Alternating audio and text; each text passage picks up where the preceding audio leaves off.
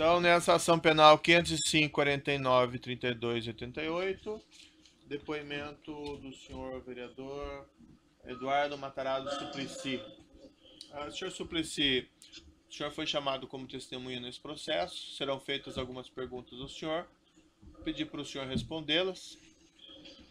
E, por força de lei, apenas, senhor Suplicy, eu vou adverti-lo que se o senhor faltar com a verdade, fica sujeito a um processo, certo? Sim, falarei a verdade, como tenho sempre feito ao longo da minha vida. Perfeito. Eu faço advertência por força do mandamento legal, apenas. Eu passo, então, a palavra à defesa do senhor Antônio Palocci, que rolou o senhor como testemunha. Bom dia, senador Eduardo Suplicy. Só uma questão aqui de ordem, doutor, se puxar o microfone para muito próximo, daí eu não ouço a testemunha. Talvez sentar mais próximo a testemunha é mais apropriado. Aqui assim. Então pode retomar. O senhor conhece o ex-ministro Antônio Palocci Filho? Conheço e mais interagimos desde o início dos anos 80, porque eu sou cofundador do Partido dos Trabalhadores e tivemos inúmeras ocasiões de interagir bastante. Acho que a primeira foi em 1984, eu era deputado federal, aconteceu aquela greve dos trabalhadores rurais canavieiros de Guariba, e ele era uma espécie de um assessor na área da saúde dos sindicatos de trabalhadores no estado de São Paulo, e eu, como deputado federal, fui lá, participei de assembleias onde o José de Fátima era o presidente e líder daquele movimento. Foi um primeiro movimento. Guaribas tinha, à época, 25 mil habitantes e 10 mil trabalhadores na cana-de-açúcar, porque os usineiros queriam exigir uma jornada de trabalho e exigindo atividades que, inclusive, os extenuavam muito mais e sem o pagamento devido. Então, houve um sentimento muito forte. E esta foi a primeira vez que eu me lembro ter interagido bastante, mas também quando ele foi prefeito de Ribeirão Preto por 2 vezes.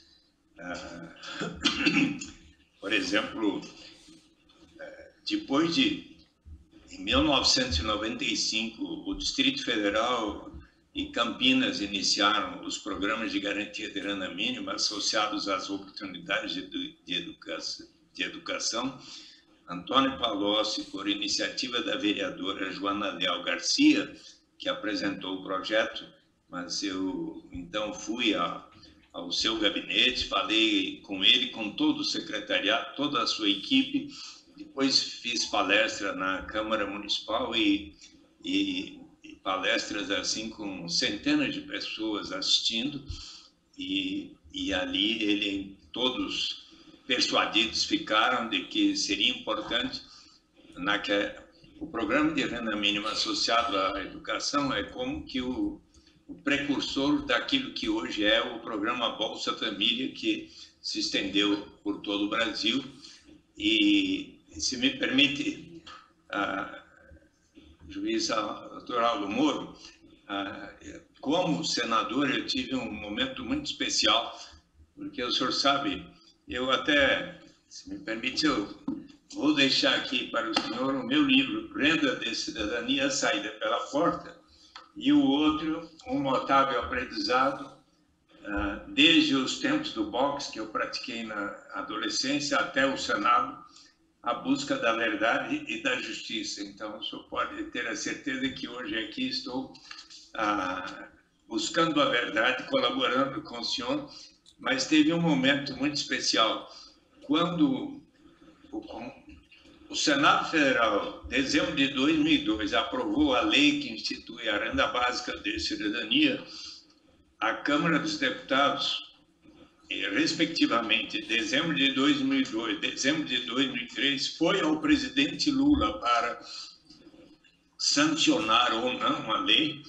E eu, então, expliquei, em janeiro de 2004, eu tive um diálogo com o ministro da Fazenda, Antônio Palocci, onde expliquei que havia sido aprovado da seguinte maneira: para ser instituída por etapas, a critério do Poder Executivo, começando pelos mais necessitados, portanto, como faz o programa Bolsa Família, até que se institua de maneira incondicional o direito de toda e qualquer pessoa, não importa a sua origem, raça, sexo, idade, condição civil ou socioeconômica, de participarmos todos da riqueza comum de nossa nação, com um direito de sermos brasileiros e brasileiras, ou também, diz a lei, para os estrangeiros aqui residentes há 5 anos ou mais, todos terão direito. Mas até o juiz Aldo Moro, o vereador Eduardo Suplicy, o Pelé, a Xuxa, o mais bem-sucedido empresário brasileiro, sim, só que, obviamente, os que temos mais colaboraremos para que nós próprios e todos os demais venham a receber. E, bem, quando eu conversei com o ministro Antônio Palocci e expliquei que, graças a uma sugestão do relator, senador Francelino Pereira, que era do PFL, e, aliás, num exemplo de um diálogo no Senado entre um senador do PT e um senador do PFL, ele me disse: Eduardo, é muito boa a sua proposta, mas você precisa torná-la compatível com a lei de responsabilidade fiscal, pela qual, para cada despesa, precisa haver a receita correspondente. Que tal você aceitar um parágrafo que diga que será instituída por etapas? Eu disse: aceito, acho de bom senso, e graças a isso foi aprovada por consenso. E no diálogo com o ministro da Fazenda, eu expliquei que seriam dados esses passos, que ainda precisam ser complementados, e ele então explicou ao presidente Lula como é para ser instituído gradualmente, é factível, pode sancionar. Em 8 de janeiro de 2004, numa belíssima cerimônia, presente o filósofo economista convidado da Universidade Católica de Louvain, Felipe Lampares, para estar presente, e perante suas minhas mais queridas, foi lá a cerimônia em que o presidente sancionou esta lei. E eu gostaria muito de lhe dar esses livros, se tudo bem, vou deixar aqui para que o senhor saiba essa história e, inclusive, desta minha interação com Antônio Palocci, e houve muitas outras, estou sintetizando algumas. Eu vou interromper só um minutinho aqui, doutor, antes da próxima pergunta. Eu agradeço a gentileza, senhor Suplicy, dos livros, agradeço. E todos conhecem aí, é uma história notória, o seu envolvimento nesse projeto de renda mínima. Mas eu agradeço a gentileza. Muito obrigado. Até tenho um desses livros, inclusive já, mas de bom grado, aceito mais um exemplar. Prossigo. E passo a palavra de novo ao defensor. Senador, eu vou, dada a exiguidade do tempo de que dispomos, eu vou procurar ser sintético. Um pouquinho de objetividade, porque há outras testemunhas também. Bom, então, foquemos o lapso temporal em que o senhor Antônio Palocci Filho foi ministro da Fazenda. O que o senhor pode nos informar a respeito da conduta funcional do ministro Antônio Palocci enquanto ministro da Fazenda, enquanto ministro-chefe da Casa Civil, e também, já complementando essa indagação, se a ele, como formulador das políticas públicas sobre economia do nosso país, se a ele competia manter permanente interlocução com a cadeia produtiva do país, com o setor produtivo, com o setor financeiro, enfim, com todos os setores, exatamente para recolher dados para a formulação dessas políticas públicas. Eu posso dizer que, sim, conheci e interagi com o ministro Antônio Palocci, desde estes episódios que mencionei, também quando ele foi o presidente do PT estadual, eu queria lembrar, em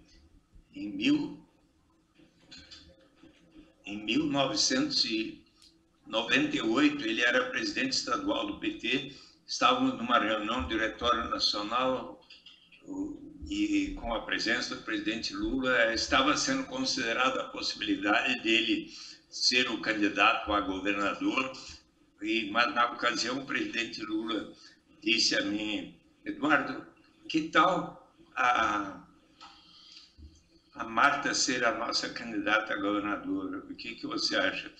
E eu falei, eu acho que é uma boa ideia, porque ela tinha sido deputada federal eleita em 94, com grande destaque, coisas muito positivas, e então eu com Antônio Palocci fomos à minha residência, eu estava casado com a Marta, e dialogamos com ela sobre a sugestão de Lula, e ela aceitou, e foi a nossa candidata.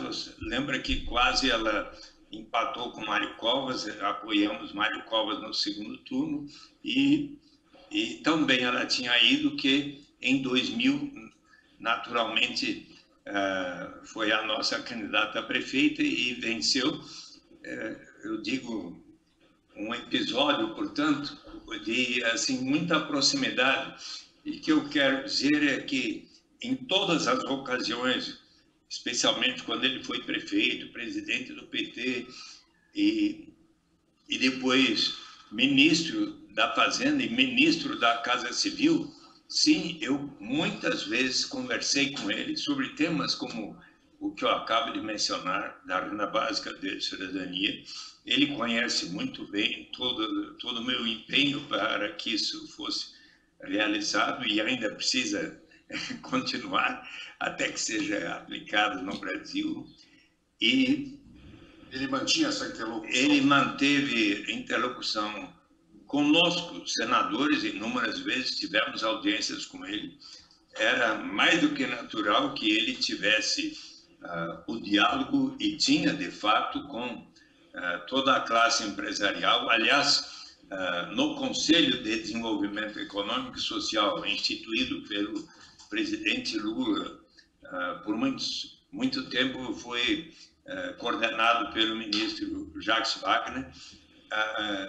Então, ali, dezenas de empresários tinham e têm assento. Eu não sei em que medida o presidente Michel Temer hoje continua a realizar reuniões dessa natureza, mas havia a representação também das principais centrais de trabalhadores e alguns eminentes professores, intelectuais que sempre interagindo com os ministros da área econômica faziam sugestões. O seu desempenho como ministro de Estado no plano técnico e no plano ético, sobretudo, o que o senhor tem a nos dizer? Olha, ainda que a formação do Antônio Palocci fosse na área da saúde, como médico, ele, assim, com extraordinária capacidade, interesse, vontade, aprendeu muito, como se ele tivesse também a formação de um economista. Eu sou formado em administração de empresas, depois fiz o mestrado e doutoramento em economia. Mas os diálogos que mantinha com Antônio Palocci era como se ele tivesse também a formação de economia. Eu achei algo formidável, e ele tinha o respeito dos melhores economistas do país. Era considerado um ministro da Fazenda de grande capacidade, conhecimento e com capacidade de dialogar sobre os instrumentos de política econômica para fazer do Brasil uma nação que se desenvolvesse com eficiência e com melhoria da distribuição da renda, um dos temas que eu sempre, com a erradicação da pobreza, ele conversava com muito conhecimento sobre isso e sempre com extrema seriedade do ponto de vista ético. Eu nunca ouvi, assisti, testemunhei qualquer ação do ministro Antônio Palocci que não fosse de extrema seriedade, com um comportamento ético exemplar, e nunca soube de qualquer iniciativa que ele pudesse ter. Vamos supor, eu era senador.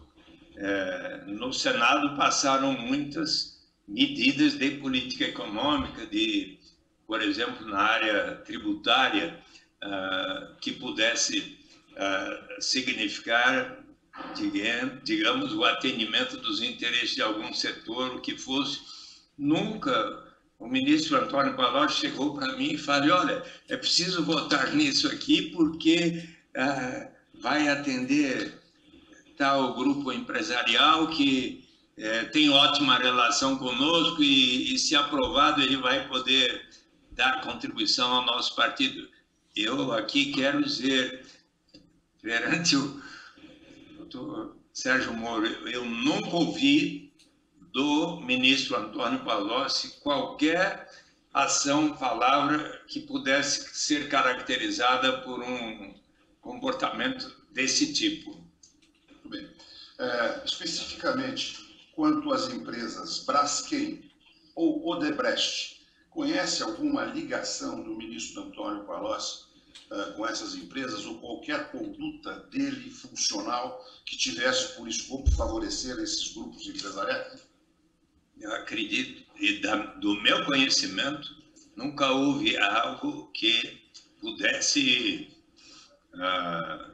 ser considerado ilegal, ou mesmo eu não participei dos diálogos que porventura possam ter existido entre o ministro Antônio Palocci e os representantes dessas empresas.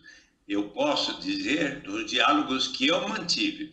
Eu fui como candidato ao Senado, visitei essas empresas, a direção da Odebrecht, disse a eles da minha postura de sempre agir com a maior transparência.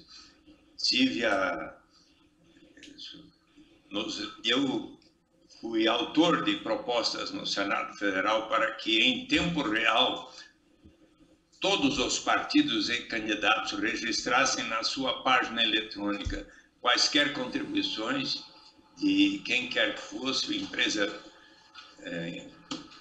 empresas ou pessoas jurídicas ou pessoas físicas, e eu próprio assim procedi, mesmo que só depois é que se veio a exigir isso, e também fui muito favorável e votei a favor. Eu fui o autor do parecer da proposta de lei do senador Jorge Viana, que proibia contribuições de pessoas jurídicas, que infelizmente não passou no Senado, foi no último ano, em 2014, e nessa oportunidade dei parecer também com uma emenda para que toda e qualquer contribuição de pessoa física tivesse um limite, conforme propunha a campanha por eleições limpas, e que fosse sempre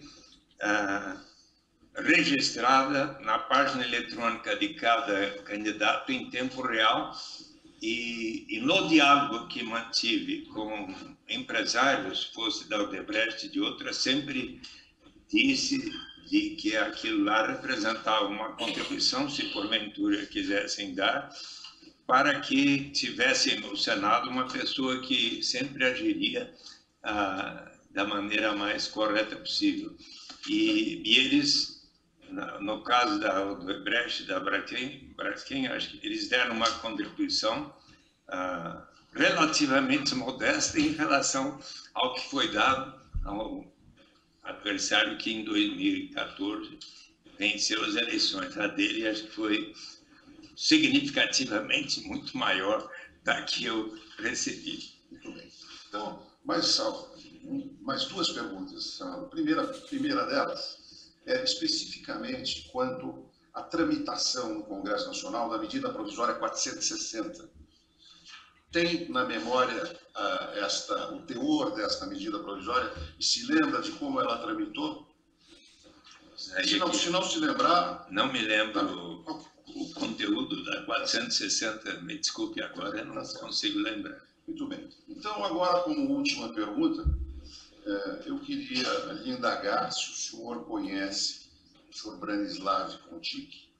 Qual é o perfil dele? O que o senhor pode nos dizer sobre a sua conduta pessoal, social, funcional, se o senhor tiver conhecimento? Tenho conhecimento, sim, porque o Brani, aqui presente, foi companheiro de minha cunhada, Irene Cristina, que tinha o nome que todos conheciam como China, irmã da Marta, Teresa Smith de Vasconcelos, da TT, Teresa Smith de Vasconcelos, no caso da Marta, que veio a ter Marta Teresa Smith de Vasconcelos Suplicy, por ter sido casada comigo. Quando nos separamos, ela pediu se poderia continuar a ter o meu sobrenome, com a qual ela se tornou tão conhecida no Brasil. E mãe querida de meus filhos, eu claro que permiti, porque ela sempre honrou este meu sobrenome. Às vezes tive divergências, porque ela saiu do PT e eu continuo no PT, mas... E, portanto, no período em que a China, querida, já falecida infelizmente, que ficou doente, e o Brani foram companheiros, eu tive uma relação de amizade com a minha cunhada e o meu cunhado, então, e posso dizer, e depois, quando o Brani foi assessor do Palocci, por algumas vezes eu telefonei a ele especialmente para dizer, olha, será que o ministro pode me receber para falar sobre temas como esse que eu sempre interagi. Ele cuidava da agenda do ministro? E, como ele era assessor do ministro e muitas vezes e tinha um bom relacionamento comigo, até quando eu não consigo, se o ministro estava ocupado por alguma reunião, conversando com quem quer que fosse, eu, por vezes, falei com ele para que pudesse ter uma reunião com o ministro e algumas vezes ele chegou a participar, a estar junto. Meus diálogos com o ministro sempre foram relativos ao desenvolvimento da política econômica e da parte do Brani. Sempre tive um diálogo assim, da maior seriedade, nunca soube de qualquer ação da parte do Brani, muito menos relacionada ao ministro Antônio Palocci, mas da parte dele mesmo, que pudesse caracterizar qualquer ilicitude. A formação do Branislav Contic, qual é a conduta social e familiar dele? Não é. Formação intelectual. É uma pessoa que sempre soube conversar dos assuntos, inclusive relativos à política econômica, tinha uma relação muito cordial e correta com a China, com a TT, com a Marta e comigo. Então, eu sempre tive nele uma visão de uma pessoa de muito caráter. Posso contar aqui um detalhe, porque a mãe dele é amiga de minha irmã Besita, e quando ele foi detido e teve uma dificuldade de saúde, a visita me perguntou, eu fiquei com vontade de visitá-lo, e eu até lhe perguntei, o Breno, por acaso está em liberdade? E você me disse, agora eu estou vendo aqui, que eu estava aguardando a oportunidade porque por vezes eu sou convidado para fazer palestras e finalmente aconteceu, vai ser dia 24 próximo, que eu vou a Curitiba fazer uma palestra sobre o tema da renda básica vai ser no dia da recepção aos 400 alunos calouros da Universidade Federal, e especialmente da área de economia, de ciências sociais e tudo. E eu estava imaginando de possivelmente fazer uma visita ali ao Grani. Possivelmente irei, eu posso até perguntar se tudo bem, ao juiz Aldo Moro, porque eu, como conheço muito bem de anos o José Dirceu, quem sabe faço uma visita ali, se der tempo, antes da minha palestra, que é às 6h30 da tarde, pego um avião e se o senhor quiser que eu entregue em mãos pessoalmente os meus livros, então aproveito a oportunidade e faço a visita também ao seu gabinete e assim entrego pessoalmente os meus livros. Tá certo, senhor. Mais perguntas, doutor? Estou satisfeito. Certo. Os demais defensores têm indagações? Sem perguntas, excelência. O Ministério Público tem indagação? Sem perguntas. O assento de acusação? Sem perguntas. Certo. O juiz também não tem questões a serem colocadas. Eu só esclareço ao senhor Suplicy.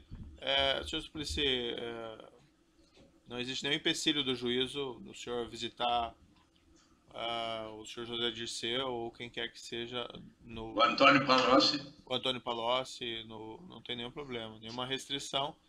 Tem que se procurar lá o presídio para ver as regras de visitas, que eles têm dias determinados e normalmente eles pedem que isso seja agendado com antecedência. Mas da minha parte não existe nenhum problema. Eu, infelizmente, nesse dia 24 não vou estar na cidade, mas também o gabinete fica aberto. Posso chegar a qualquer momento. Mas então mais fácil eu deixar aqui os livros. Isso. Perfeito. A gente pode e com isso eu vou encerrar a gravação aqui então, que o depoimento está encerrado.